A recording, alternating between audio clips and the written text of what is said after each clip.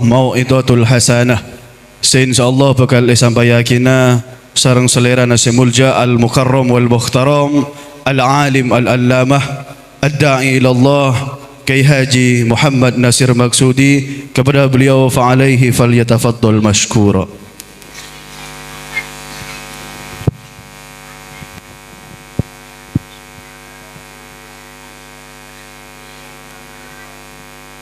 Assalamualaikum warahmatullahi wabarakatuh. Waalaikumsalam warahmatullahi wabarakatuh. Bismillahirrahmanirrahim. Alhamdulillahi wahdah, sadaqa wa'dah, wa nasara 'abdah, wa 'azza jundah, wa hazamal ahzaba wahdah. Asyhadu an la ilaha illallah wahdahu la syarika lah, wa asyhadu anna sayyidana wa nabiyyana Muhammadan abduhu wa rasuluh la nabiyya ba'dah. Allahumma salli wa sallim wa barik ala abdika rasulika sayyidina wa habibina wa syafi'ina wa maulana Muhammad bin Abdillah la khawla wa la quwwata illa billah, amma ba'du. Hadratul kiram yang sama-sama kita hormati, kita cintai, serta kita muliakan para alim ulama, para habaib, para kiai, para ustadz, para tokoh masyarakat, wabil khusus guru kita yang mulia Al-Habib Abdullah bin Abu Bakar Al-Haddad. Semoga Allah subhanahu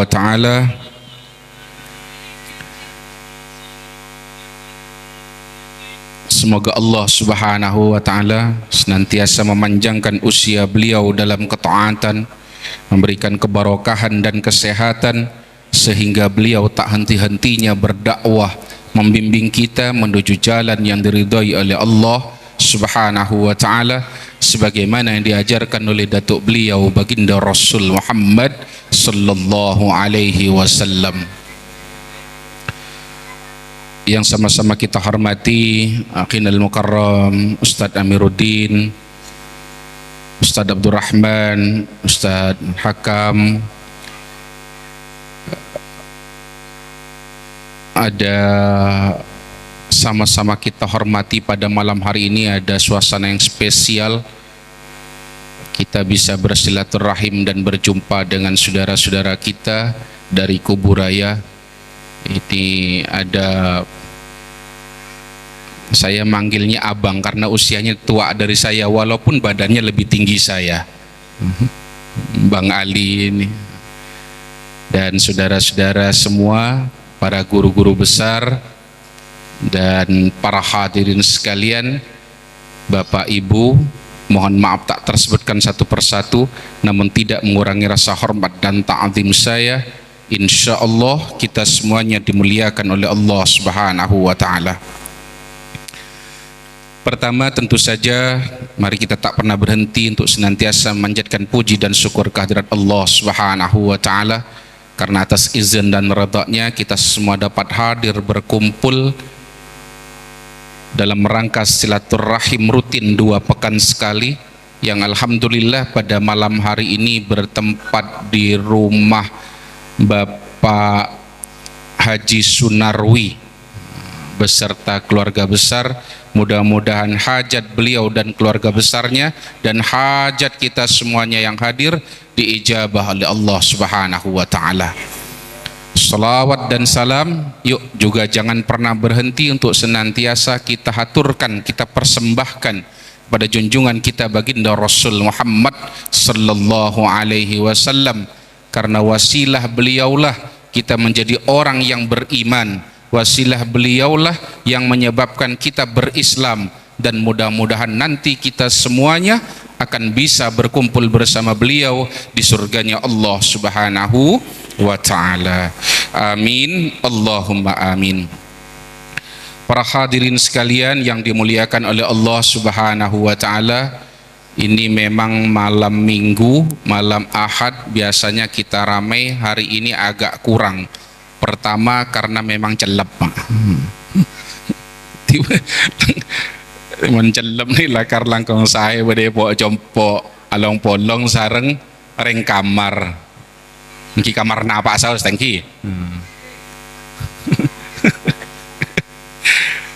Yang kedua, kebetulan juga ada Pontianak berselawat di Masjid Mujahidin. Nah, sebagian memang para jamaah juga ikut memenuhi undangan itu, termasuk saya. Saya tuh dalam acara mesti baca doa di sana. Tapi karena saya sesuai dengan komitmen, siapa dulu yang ngundang mesti wajib untuk dipenuhi. Karena forum ini ngundang saya sudah 3 tahun yang lalu, saya mau tak mau wajib ke sini. Tinggalkan sana, apalagi sana amplopnya tak jelas. Ini cerita. Maklum saya ada pengajian malam lep celep boleh. Ada firman Allah Subhanahu wa taala dalam Al-Qur'an itu menarik sekali untuk kita perhatikan bersama. Bismillahirrahmanirrahim. Walau anna ahlal qura amanu wattaqaw la fatahna alaihim barakatim minas sama' wal ard. Walakin kadzabu fa'akhadnahum bima kanu yakdzibun. Kira-kira kalau diterjemahin ke bahasanya orang Parit Haji Husin itu begini. Ini kita nih patut bersyukur karena begitu banyak limpahan rahmat Allah Subhanahu wa taala. Paling tidak, Pak, dalam bulan ini kita ada 2 hal yang patut kita syukuri. Pertama, kita syukur kepada Allah kita masih berada di bulan Muharram. Bulan yang mulia, bulan yang diabadikan oleh Allah di dalam Al-Qur'an, dan keistimewaannya luar biasa di bulan Muharram ini. Banyak fadilah-fadilah yang diungkapkan dalam banyak literatur, dalam banyak kitab tentang keutamaan di bulan Ramadan ini. Tapi hakikatnya bulan Ramadan ini, para hadirin, itu adalah makna hijrah, berpindahnya dari satu keadaan menuju keadaan yang lain. Jadi hijrah itu dalam makna harfiah adalah berpindahnya dari satu tempat menuju tempat yang lain. Misalnya dari Sungai Jawi menuju Sungai Raya, itu tempat, berpindah secara tempat. Tetapi kalau makna yang hakiki, hijrah itu artinya berpindah dari satu keadaan yang tadinya belum baik menuju keadaan yang lebih baik. Dari tadinya barangkali imannya kurang menuju imannya yang lebih istiqamah. Yang tadinya banyak bermaksiat menuju ketaatan kepada Allah Subhanahu wa taala. Yang tadinya ibadahnya ogah-ogahan menuju ibadah yang lebih sempurna. Karena ibadah itu banyak sekali. Salah satu contoh ibadah itu kata Nabi, an-nikahu sunnati. Nikah itu adalah sunnahku. Jadi yang belum menikah segera menikah supaya itu dapat hijrah. Ya, karena itu artinya itu, karena nikah itu ibadah, maka yang belum nikah segeralah menikah. Yang sudah menikah satu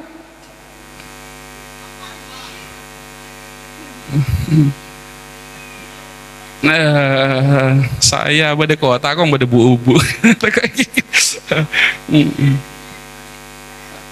Ya karena sunnah gitu.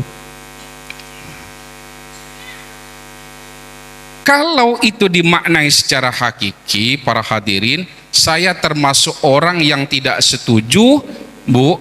Saya ini orang yang tidak setuju orang poligami itu. Punya istri 2, punya istri 3, punya istri 4. Saya orang yang tidak setuju. Tak benar tuh. Istri itu cukup 1, Pak. 1 Sungai Jawi, 1 Sungai Raya, 1 Gang Apel, 1 lagi mana, Pak?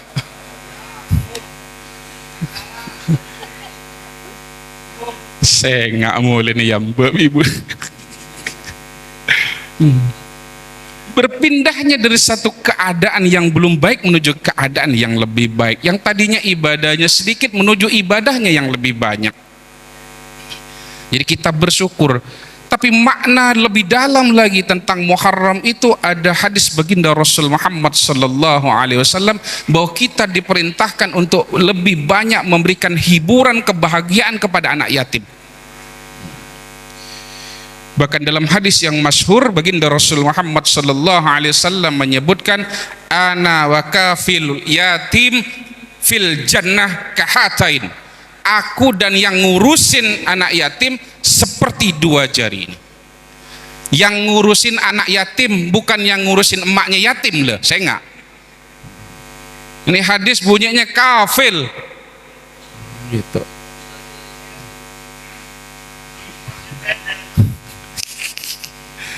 Saya dan yang ngurusin anaknya yatim seperti dua jari ini, kata baginda Rasul. Tetis ngurusin anak yatim. Mun nabi pancenengan seteja nang ngengonin anak yatim, ngurusin anak yatim, tebun Kanjeng Rasul sama seperti dua jari ini nanti di surganya Allah Subhanahu wa taala. Oleh karena itu urusin anak yatim dengan benar, Pak. Santuni anak yatim dengan benar. Engki mun le cutuan makin benbung yatim pada kian gitu. Mun le cutuan. Jadi para hadirin diperintahkan oleh baginda Rasul terutama di bulan Muharram ini perbanyak santuni, perbanyak kebaikan kepada para yatim. Alhamdulillah kita setiap kegiatan ini selalu diwajibkan untuk memberikan santunan. Bahkan guru kita Al-Habib Abdullah bin Abu Bakar Al-Haddad tidak akan hadir ke majelis ini kalau tidak ada yatim dan emaknya yatim. Jadi tidak akan hadir. Saya pun tak berani, kalau beliau tak hadir saya pun pada tak hadir kian. Gitu. Jadi kalau setiap acara kita alhamdulillah. Kenapa? Karena kita ingin menggoncang Allah Subhanahu wa taala. Kita ingin menggoda baginda Rasul Muhammad sallallahu alaihi wasallam karena kita mengaku sebagainya umat baginda Rasul Muhammad sallallahu alaihi wasallam, dan oleh karenanya kita butuh mendapatkan perhatian dari baginda Rasul Muhammad sallallahu alaihi wasallam. Ini tahun baru, mudah-mudahan iman kita mampu kita perbaiki lebih baru. Yang kata makol itu disebutkan agar tahun ini lebih baik daripada tahun kemarin gitu. Jangan sampai tahun ini justru sama dengan tahun kemarin, apalagi tahun ini misalnya lebih buruk dari tahun kemarin. Misalnya lebih buruk tuh begini, tahun ini punya istri, tahun kemarin punya istri, tahun ini tak punya istri. Itu lebih buruk tuh Pak. Jadi kalau tahun lalu punya istri, tahun ini harus punya istri, gitu loh. Paham maksud saya? Ada yang tak paham? Saya kasih pemahaman.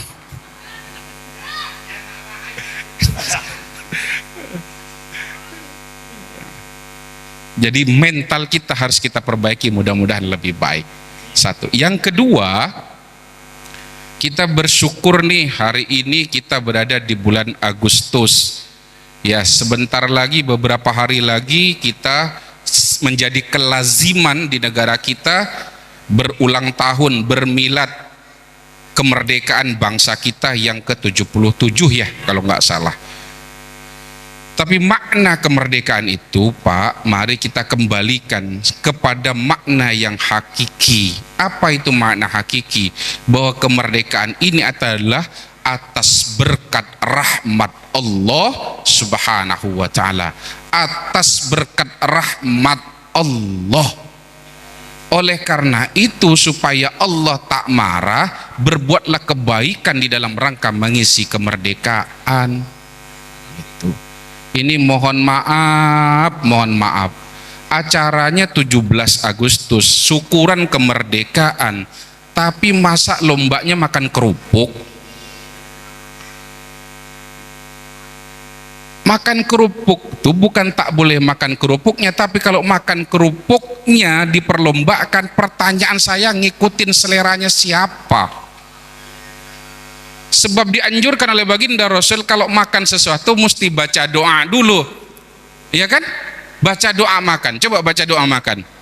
Allahumma barik lana fima rozaktana wa qina adzabannar. Tapi kalau lomba baca kerupuk baca doa dulu pasti kalah. Oke, bila semua jatuh nah. Begitu prit langsung kekek gerobak. Tapi itu tak sesuai dengan syariah baginda. Kenapa? Karena baginda mencintai al-mu'minul qawiyun. Baginda Rasul mencintai seorang muslim yang kuat.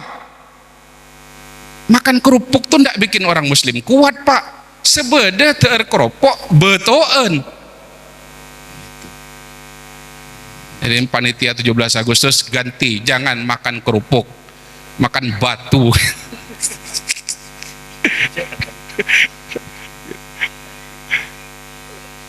Jadi para hadirin, karena ini atas berkat rahmat Allah Subhanahu wa taala, memaknai kemerdekaannya, ingat Pak, umat Islam ini adalah pemilik saham terbesar atas merdekanya bangsa kita. Salah satu wasilahnya muncul ketika Hadratus Syekh Kiai Haji Hasyim Asy'ari berfatwa bahwa hubbul waton minal iman, cinta kepada tanah air adalah bagian daripada iman. Maka perintah resolutif jihad itu dikerjakan oleh para ulama dan kaum santri. Mereka angkat senjata berhadapan dengan kaum kufar yang menjajah bangsa ini. Lantas kemudian bangsa ini akhirnya atas berkat rahmat Allah dimerdekakan oleh Allah Subhanahu wa taala. Saya ingatkan kepada siapa saja pemangku kebijakan di republik ini, kalau ada yang berkhianat kepada para ulama, kalau ada mereka yang berani berdusta kepada para ulama, mereka akan dilaknat oleh Allah. Tidak saja sampai di akhirat, di dunia akan dilaknat. Sebab para ulama ini, mereka punya tanggung jawab lahir dan batin, dunia dan akhirat. Di hadapan mereka lah dipertaruhkan bagaimana masa depan generasi kita. Tapi faktanya banyak ulama ini para hadirin difitnah sana, difitnah sini. Banyak ulama ini dikriminalisasi. Jadi mari kita jaga sama-sama negara ini. Saham mayoritasnya adalah umat Islam. Saham mayoritasnya adalah para ulama. Jangan biarkan negara kita diganggu oleh siapa saja, karena perintahnya jelas bahwa ini atas berkat rahmat Allah Subhanahu wa taala. Maka untuk itu memaknai kemerdekaan, mari banyak-banyak bersyukur kepada Allah Subhanahu wa taala. Jangan memaknai merdeka justru buat sesuatu yang hura-hura bernilai maksiat di hadapan Allah Subhanahu wa taala. Supaya apa? Barakatim minas sama wal ardi, supaya dapat kebarokahan dari dunia dan dari langit. Supaya Allah tak marah, supaya Allah kemudian tak tersinggung. Ini sudah aku kasih, kenapa ente tidak berterima kasih kepadaku? Gitu loh kira-kira. Ingat para hadirin, kalau sudah Allah marah Pak, itu siksanya amat pedih. Allah marah, resikonya luar biasa. Maka jangan ngundang Allah marah, jangan ngundang murka Allah Subhanahu wa taala. Salah satu yang mengundang murka Allah adalah tatkala kemaksiatan merajalela. Cegah kemaksiatan itu, syukur-syukur bisa kita tutup kemaksiatannya. Kalau enggak, ya usahakan supaya kita tidak terlibat di dalam kemaksiatan itu. Percayalah para hadirin bahwa barokah itu azab itu juga ada. Bersyukur kalau kita hari ini dapat barokah, tapi jangan ngundang azab Allah Subhanahu wa ta'ala. Para hadirin sekalian yang dimuliakan oleh Allah Subhanahu wa ta'ala, maka yuk mari di bulan ini ada bulan Muharram, masih ada beberapa hari, kurang lebih sekitar 12 hari 13 hari, kita manfaatkan dalam rangka takarrub, mendekatkan diri kita kepada Allah Subhanahu wa ta'ala. Ini juga bulan Agustus, bulan buat bangsa kita. Kita merdeka untuk melakukan apapun, yang penting dalam rangka mengikuti apa yang telah Allah amanahkan kepada bangsa kita. Kita tugasnya saling mengingatkan, jangan biarkan siapapun di antara mereka terjerembab di dalam kenistaan. Itu barangkali para hadirin sekalian yang dimuliakan oleh Allah. Dan saya bersyukur pada malam hari ini kita bisa bersilaturahim dua keluarga besar orang Madura, baik yang terhimpun di dalam forum komunikasi pencaksilat Madura Kalimantan Barat maupun yang terhimpun dalam Persatuan Silat Kabupaten Kuburaya.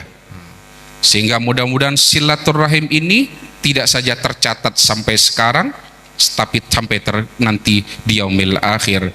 Tidak juga sekedar kita dipersaudarakan sekarang seperti kaum muhajirin dan ansor pada zaman baginda Rasul Muhammad SAW. Dan mudah-mudahan silaturahim ini terus panjang mengalir silaturahimnya, karena tidak ada yang paling penting Pak dari membangun kebersamaan. Urusan politik itu nomor 40, yang paling penting sepeke hubungan deren.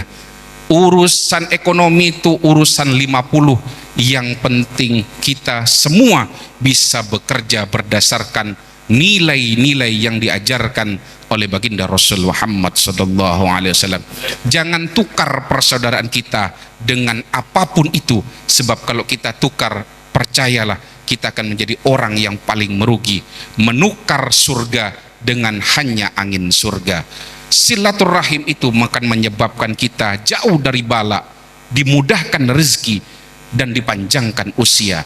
Tapi kalau kita memutus silaturahim, percayalah para hadirin, murka Allah akan datang, baik dia cepat, bahkan boleh jadi perlahan-lahan murka Allah itu akan menghampiri kita.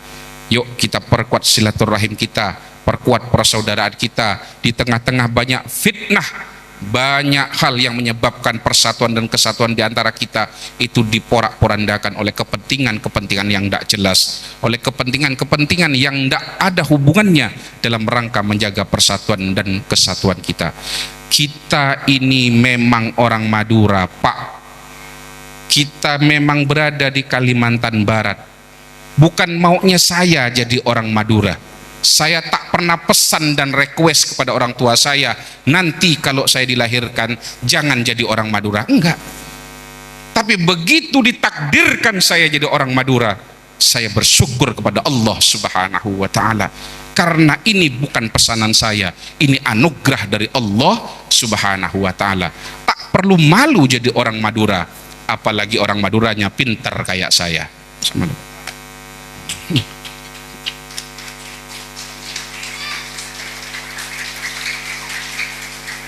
Apa yang ingin saya katakan?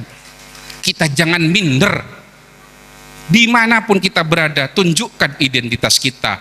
Tapi kelebihan orang Madura memiliki akhlak yang banyak tak dimiliki oleh orang lain, memiliki peradaban yang tak dimiliki banyak orang lain.